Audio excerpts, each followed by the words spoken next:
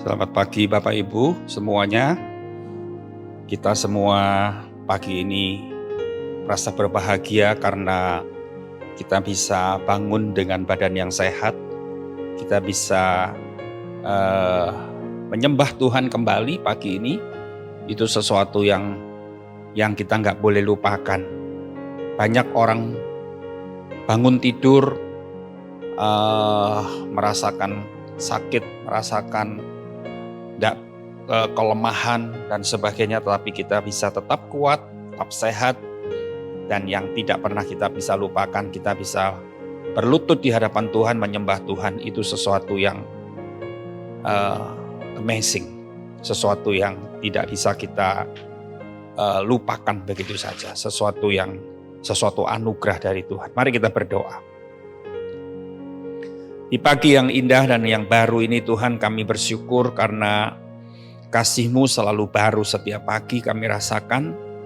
Dari hari ke hari kami alami penyertaan Tuhan sampai hari ini.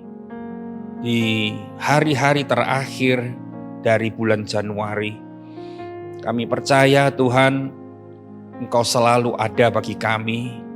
Dalam segala keadaan kami, kadang kami harus mengalami berbagai macam hal. Kadang kami alami kesedihan, kadang kami alami sukacita, tetapi kami bersyukur di segala keadaan kami, Engkau tidak pernah meninggalkan. Haleluya. Dan pagi ini juga kiranya Tuhan sampaikan pesan-Mu kepada jemaat-Mu semuanya pagi ini. Sampaikan isi hati-Mu, supaya kami boleh semakin mengenal Tuhan, semakin mengerti, mengalami Tuhan, dan kami percaya apa yang kami pelajari pagi ini sungguh-sungguh menjadi berkat rohani bagi kami semuanya. Terima kasih Bapa, tubuh jiwa roh kami segar di dalam Engkau. Haleluya, kami bersyukur. Amin. Bapak Ibu Saudara yang dikasihi Tuhan, pagi ini bahan pembacaan kita adalah di dalam 2 Timotius 3 dan 2 Timotius 4. Saya ingin membahas sedikit di 2 Timotius 3 mulai ayat yang pertama. Keadaan manusia pada akhir zaman. Ketahuilah bahwa pada hari-hari terakhir akan datang masa yang sukar. Manusia akan mencintai dirinya sendiri dan menjadi hamba uang. Mereka akan membual dan menyombongkan diri. Mereka akan menjadi pemfitnah. Mereka akan berontak terhadap orang tua dan tidak tahu berterima kasih, tidak mempedulikan agama, tidak tahu mengasihi, tidak mau berdamai, suka menjelekkan orang, tidak dapat mengekang diri, garang, tidak suka yang baik, suka mengkhianat, tidak berpikir panjang, berlagak tahu, lebih menuruti hawa nafsu daripada menuruti Allah. Bapak Ibu Saudara, di ayat yang kedua, 3 dan 4, ini bukan sesuatu yang langka. Ya. Jadi yang kita baca di ayat 2, 3 dan 4, keadaan manusia di akhir zaman disebutkan satu persatu, ya, dengan begitu lengkapnya. Saya rasa ini bukan sesuatu yang langka di masa-masa seperti ini. Bahkan kita setiap hari bertemu dengan orang yang mencintai dirinya sendiri, kita bisa ketemu dengan orang yang menyombongkan diri, kita seringkali bertemu dengan orang-orang yang suka memfitnah, kita suka ketemu dengan orang-orang yang menjelekkan orang, kita lihat ada orang-orang yang suka menuruti hawa nafsu, tidak menuruti keinginan Tuhan dalam hidupnya. Itu sudah terlalu banyak, kita nggak perlu berbicara soal itu lagi. Cuman saya ingin menunjukkan ayat yang kelima dari 2 Timotius 3 kepada saudara semuanya. Ayat 5 berkata, secara lahiriah mereka menjalankan ibadah mereka, tetapi pada hakikatnya mereka memungkiri kekuatannya.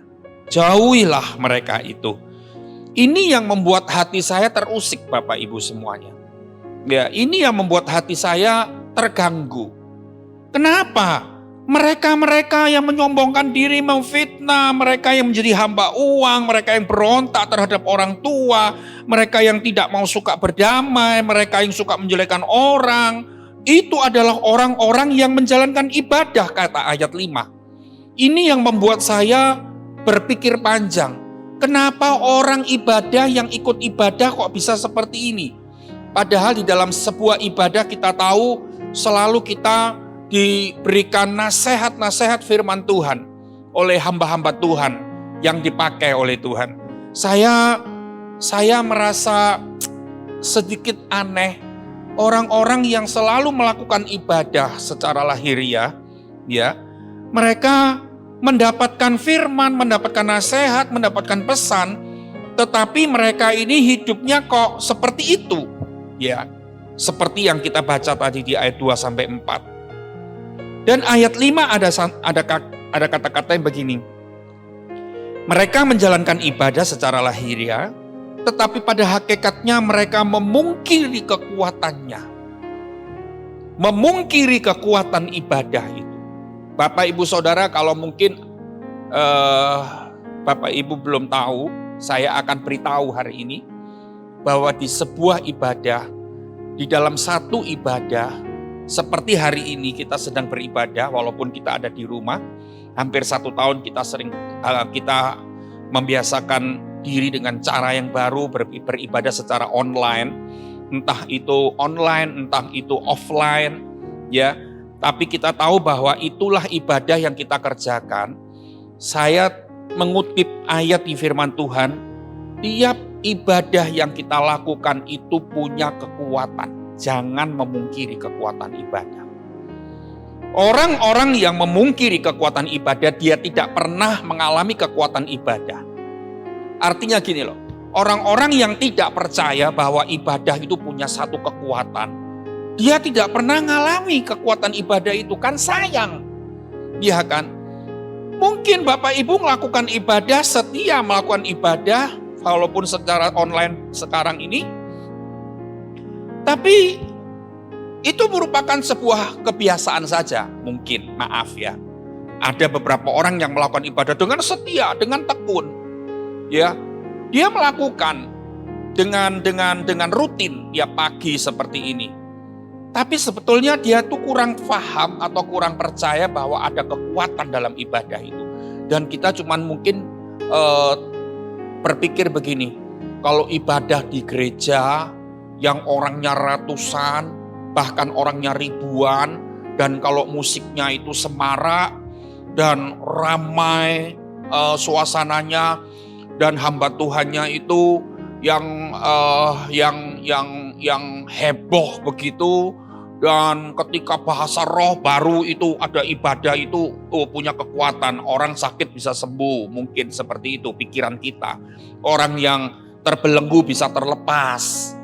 Tapi kalau ibadah yang cuma sedikit orang, atau ibadah yang ada di rumah, atau ibadah yang nggak pakai alat musik yang lengkap, itu saya rasa kurang kekuatannya atau tidak ada kekuatannya. Mungkin ada beberapa pemahaman yang salah seperti itu, Bapak Ibu Saudara. Tapi izinkan saya pagi hari ini memberikan penjelasan bahwa yang namanya ibadah itu tidak tergantung dengan musik lengkap, orang banyak, pendeta yang heboh, atau ramai dengan gegap gempita pujian penyembahannya. Itu tidak ada kaitannya dengan itu semua. Yang namanya ibadah, saya cuma ingin memberikan satu pengertian. Yang namanya ibadah, esensi ibadah itu adalah perjumpaan secara pribadi dengan Tuhan. Perjumpaan kita secara pribadi dengan Tuhan, itu esensi ibadah. Jadi kalau saya melakukan di rumah seorang diri, saya sedang bertemu dengan Tuhan secara pribadi, saya sedang mengalami Tuhan, saya sedang menikmati Tuhan secara pribadi, walaupun itu nggak ada musik, walaupun itu cuma 1 orang, 2 orang di sebuah kamar yang kecil, walaupun sepi keadaannya, tetapi itulah ibadah dan itulah punya kekuatan. Dan itu punya kekuatan yang luar biasa. Ya. Jadi kita pertama kali hari ini melalui ayat-ayat ini kita tahu bahwa ibadah itu punya kekuatan. Jangan memungkiri, jangan gak percaya, jangan kurang paham dengan kekuatan ibadah. Kekuatan ibadah itu luar biasa. Makanya jangan pernah mengabaikan ibadah. Makanya jangan pernah mengecilkan arti ibadah. Nah, saya terus Bapak Ibu semuanya, saya terus. Tadi kan saya bilang ini, saya heran. Kenapa orang yang melakukan ibadah tapi artinya akhirnya hidupnya seperti itu terus. Ya, cinta uang dan segalanya macam-macam. Ya. Tapi hari ini saya ingin membacakan satu ayat di dalam 1 Timotius 6 ayat yang ke-6. Ya. Tentang ibadah juga dalam 1 Timotius 6 ayat 6. Di sana dikatakan gini, memang ibadah itu kalau disertai rasa cukup memberi keuntungan besar. Ya, perhatikan kata-kata akhir, kalimat terakhir, memberi keuntungan besar. Itu ibadah yang disertai rasa cukup. Rasa cukup tuh artinya gini, ketika kita sudah melakukan ibadah, saya kalau pagi hari, saya beribadah sendiri di rumah, berdua dengan istri saya menyembah Tuhan selama beberapa jam. Saya mengalami Tuhan, saya nyembah Tuhan. Di situ saya merasakan kehadiran Tuhan. Saya nangis di situ, bukan nangis sedih, tapi saya nangis sukacita. Saya bersyukur, saya memuji Dia, saya mengagungkan Dia. Saya setelah berdiri dari lutut saya itu, saya merasakan senang sekali. Saya merasakan puas.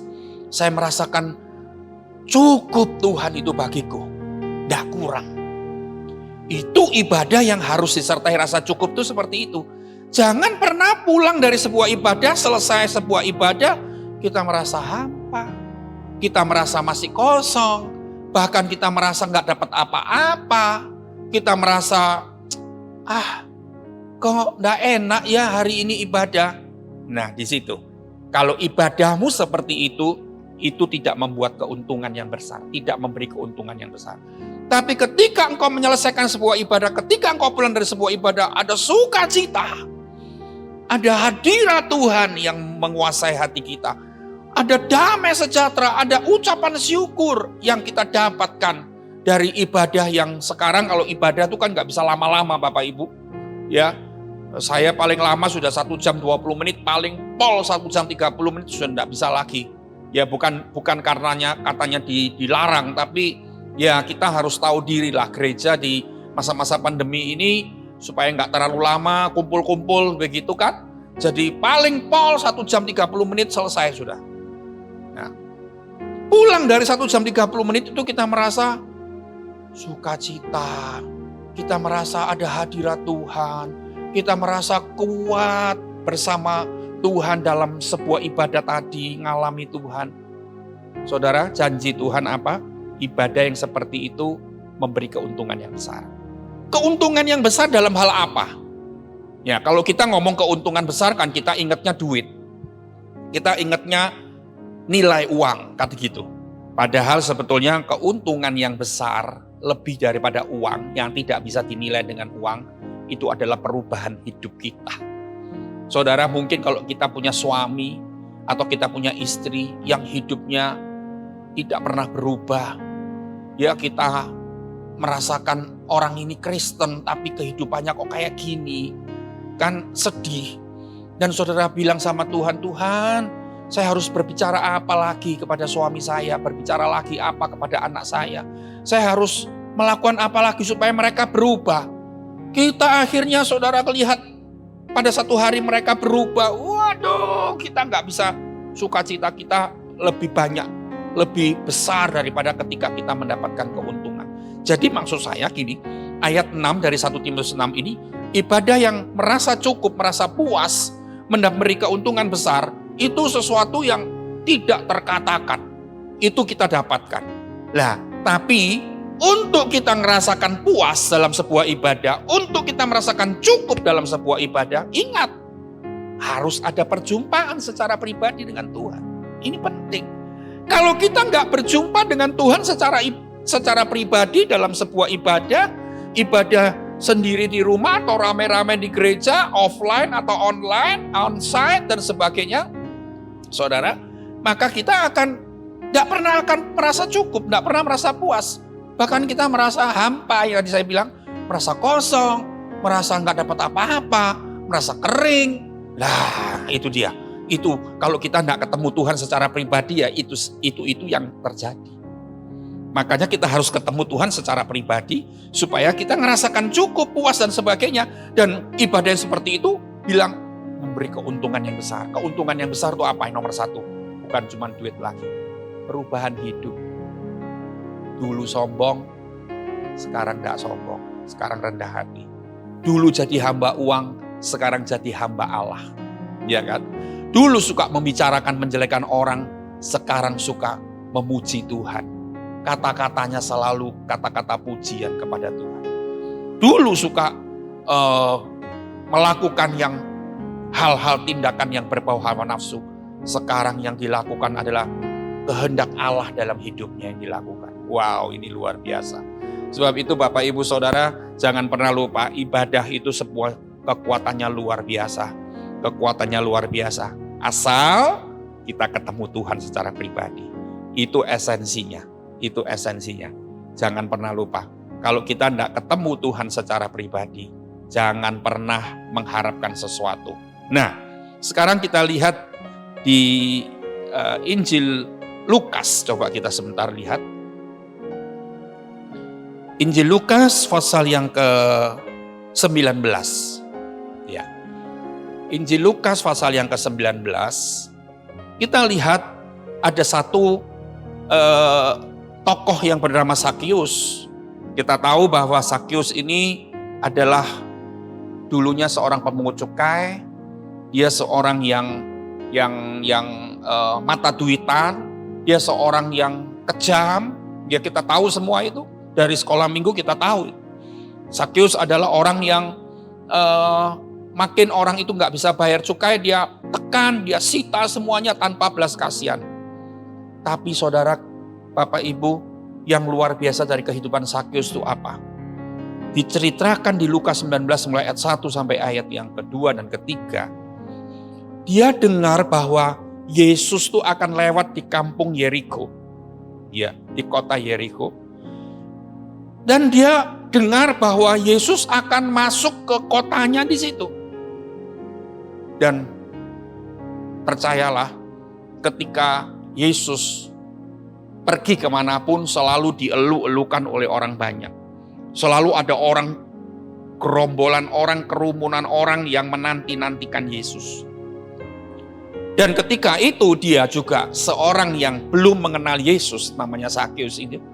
Dia dengar bahwa Yesus itu adalah seorang yang luar biasa mungkin. Dia mendengar seorang yang bisa melakukan sebuah mukjizat. Wah, namanya Yesus itu sudah terdengar sampai di telinganya. Dan ketika dia dengar bahwa orang yang namanya Yesus itu akan masuk ke kota itu, wah, dia langsung siap-siap. Dia dikatakan ayat yang ketiga, Sakius itu berusaha untuk melihat orang apakah Yesus itu. Ini menandakan bahwa Sakius belum pernah melihat profilnya, belum melihat penampilan Yesus, belum pernah ketemu secara pribadi dengan Yesus. Ya, dikatakan ayat 3, Sakius berusaha. Dikatakan ayat 4, Sakius berlari. Berlari, kenapa berlari? Karena gini, karena Sakius itu kan tubuhnya pendek, ukuran tubuhnya pendek. Nah, Bapak Ibu Saudara, pada zaman itu orang Yahudi itu kan tinggi-tinggi 2 meter lebih. Dia ukurannya sangat di bawah orang Yahudi pada umumnya. Dan ketika dia pikir begini, saya harus berlari mendahului orang banyak untuk berdiri di depan sampai ketemu sama Yesus, melihat wajahnya Yesus mungkin. Sebab itu dia berlari. Dan di sana dikatakan ayat 4, dia bukan cuma berusaha, bukan cuma berlari, tapi dia memanjat pohon ara. Bayangkan, karena begini, dia sudah berlari pun, tapi kalau dia tidak naik ke sebuah pohon, maka dia tidak pernah akan bisa melihat wajahnya Yesus. Karena dia tubuhnya pendek. Nah, sebab itu dia harus memanjat sebuah pohon ara. Bayangkan, seorang yang terhormat seperti Zakius, seorang yang disegani walaupun dia dibenci, tapi orang semua segan karena dia orang punya kedudukan zaman itu. Dia harus memanjat sebuah pohon seperti anak kecil. Tapi dengar, tujuannya apa? Bukan tujuannya untuk mencari keuntungan, tidak. Tapi tujuannya satu, dia cuma kepingin melihat Yesus. Dia cuma ingin ketemu Yesus secara pribadi. Akibatnya apa?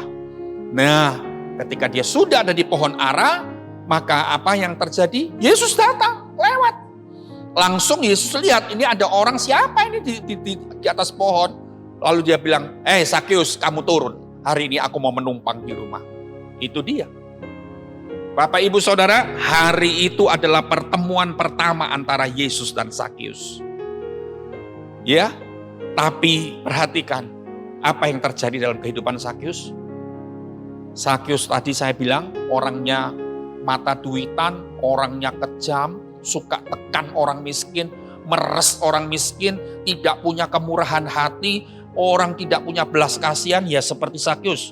Tetapi tiba-tiba ketika dia sudah berada di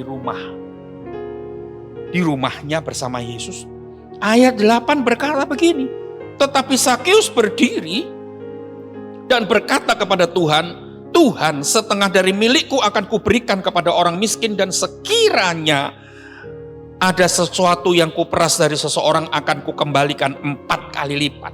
Ini yang luar biasa Bapak Ibu. Perubahan Zakius begitu drastis. Dari dulu yang dia tidak pernah mengenal Tuhan, lalu berjumpa dengan Tuhan secara muka dengan muka, secara pribadi, langsung terjadi perubahan. Perubahan yang pertama apa? Yaitu yang dia, karakter atau sifat pembawaan dia yang sangat dibenci orang. Orang ini kejam, orang ini tidak pernah kasihan dengan orang miskin, orang di mata duitan. Tiba-tiba ketemu Yesus, semuanya itu jadi berubah. Dia bilang begini, 50% dari hartaku akan kuberikan bagi-bagi ke orang miskin. Bayangkan. Dulu orang miskin tidak ada di benaknya dia. Tidak ada di hatinya dia. Dia justru orang miskin, dia peres. Tapi ketemu Yesus merupakan sebuah perjumpaan yang mengubahkan. Itulah ibadah, saudara. Itulah ibadah. Jadi kalau saudara melakukan sebuah ibadah tidak pernah ketemu Yesus, ya 50 tahun pun jadi Kristen, melakukan ibadah ribuan kali, ya tidak ada perubahan apa-apa. Jahat tetap jahat, egois tetap egois, pelit tetap pelit, ya kan?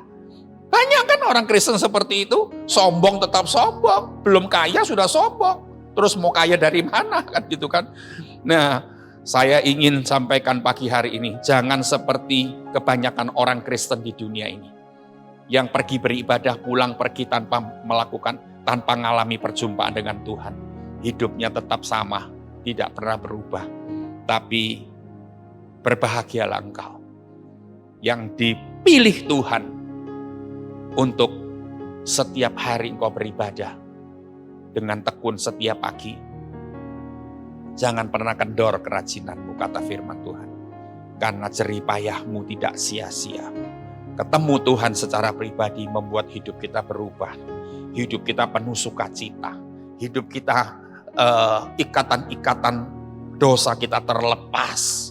Ya, sifat karakter kita yang keras, yang egois, yang tidak kenean, yang sombong, semuanya dihancurkan. Ada perubahan-perubahan karakter yang terjadi, ada perubahan watak yang terjadi. Walaupun dunia bilang watak dari lahir nggak bisa dirubah. Bahkan ada hamba Tuhan bilang nggak bisa lah orang tuh berubah, nanti lihat berubah sebentar kan kumat lagi. Tapi saya jamin gini, kalau orang tuh ketemu Tuhan secara pribadi, ya, dan kehidupannya alami sukacita, saya percaya perubahan hidupnya itu akan sungguh nyata. Perubahan hidupnya bukan cuman fiktif, tapi perubahan hidup yang nyata disaksikan oleh banyak orang. Dan setiap orang mengenal Yesus melalui kehidupan orang itu. Mari pagi hari ini kita datang kepada Tuhan dan kita tahu bahwa kehidupan kita perlu banyak perubahan. Justru itu kita setiap kali melakukan ibadah. Jangan pernah lupa esensi ibadah, ketemu Tuhan secara pribadi. Kalau tidak ketemu secara pribadi, jangan pernah berubah. Jangan pernah mikir untuk berubah. Ingat, kalau engkau merasa cukup, merasa puas dalam sebuah ibadah, ada sebuah keuntungan yang besar yang terjadi. Mari kita datang kepada Tuhan. Haleluya. Kami bersyukur Tuhan, kapanpun kami mau bertemu dengan Engkau secara pribadi, Engkau Bapa yang siap kami temui. Engkau Bapa yang tidak memalingkan wajahnya atas kami. Engkau bukan seperti manusia yang sulit ditemui. Engkau bukan seorang manusia yang kadang-kadang menghindari kami. Tapi Engkau adalah Bapa yang selalu mau bertemu dengan anak-anaknya. Kapanpun kami memanggil Engkau, kapanpun kami mencari Engkau, Tuhan, kami tahu Engkau bisa ditemui dan kami bisa berjumpa dengan Engkau secara pribadi. Sebab itu Bapa, biar setiap pagi ketika kami beribadah secara online juga, kami percaya Tuhan, semua umat Tuhan, semua jemaat Tuhan yang ada dimanapun, yang menyaksikan, mendengar firman Tuhan melalui YouTube atau melalui Facebook atau melalui apapun, mereka ketemu Tuhan secara pribadi. Ada keuntungan yang besar terjadi, perubahan hidup yang nyata, perubahan nasib yang sungguh real Tuhan. Terima kasih Bapak, berkat-Mu dicurahkan untuk semua jemaat Tuhan. Tuhan memberikan kesehatan yang ilahi. Tuhan memberikan kekuatan dalam tubuh kami. Tubuh kami tidak bisa terserang virus COVID apapun. COVID-19 tidak bisa menyerang tubuh kami. Virus apapun tidak bisa menyerang kami. Kami tetap terlindung, ada benteng kuasa Roh Kudus, darah Yesus yang membentengi tubuh kami. Kami bersyukur. Dalam nama Yesus, Tuhan, berkat-Mu dicurahkan untuk setiap jemaat-Mu. Haleluya. Dan kami percaya kami terus berjalan bersama Tuhan sampai akhir hidup kami. Dalam nama Yesus kami bersyukur. Amin.